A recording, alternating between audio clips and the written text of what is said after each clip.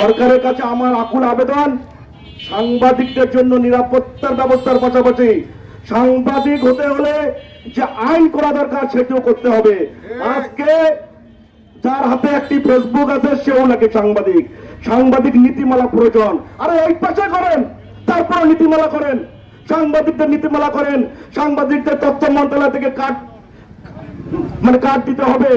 তারপরে এইসব ভুলপর সাংবাদিকদের বাদ দিয়ে প্রকৃত সাংবাদিকদের মধ্যে যদি আমাদের ঐক্যবদ্ধ থাকে, আমি মনে করি সাংবাদিকদের মধ্যে কোনো বিভেদ থাকবে না, সাংবাদিকদের মধ্যে কোনো লেজুবৃত্তি থাকবে না, সাংবাদিকদের মধ্যে কোনো ভয়ভীতি থাকবে না।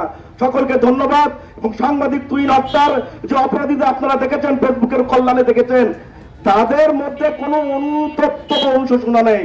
সিগারেট হাতে কিভাবে প্রকাশ্যে ভারতীয় সিনেমা স্টাইলে তারা হেঁটে যাচ্ছে, প্রশাসন দেখেনি যে তার হাতে সিগারেট? আমরা মনে করি এর সঙ্গে প্রশাসনের দুর্বলতা রয়েছে। প্রশাসন হয়তোবা মাসোহারা পেয়ে থাকে তাদের কাছ থেকে। তাই আমি আকুল আবেদন জানাচ্ছি যে সারা বাংলাদেশে সাংবাদিক তুহিন সহ যেসব নিরীহ মানুষ হত্যার শিকার হয়েছে, সেসব অপরাধীদের দৃষ্টান্তমূলক এবং দ্রুত বিচার আইনে মামলা শেষ করার আহ্বান জানিয়ে, যাই হোক, আর যেটা সবচেয়ে দুঃখজনক বিষয় যে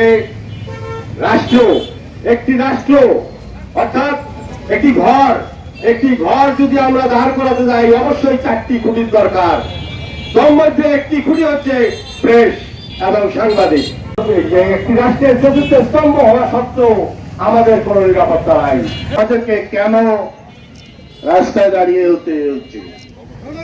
আমরা দেশের কিন্তু চতুর্থ স্থানে, তারপরও আজকে আমাদের অধিকার আদায়ের জন্য রাস্তায় দাঁড়িয়ে কথা বলতে হচ্ছে।